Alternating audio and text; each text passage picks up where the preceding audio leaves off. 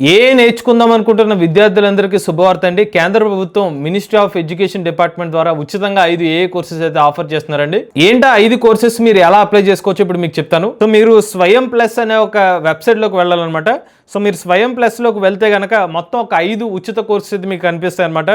AML using Python, cricket analytics with AI in physics, AI in chemistry, AI in accounting, ఇలా 5 courses కూడా మీకు ఉచితంగా అయితే లభిస్తాయి అనమాట. ఇక్కడ ఈ కోర్సెస్ అన్ని కూడా ఇంగ్లీష్ లో అయితే చెప్తారు, బట్ తెలుగులో అయితే మీకు సబ్ టైటిల్స్ అయితే లభిస్తాయి అనమాట.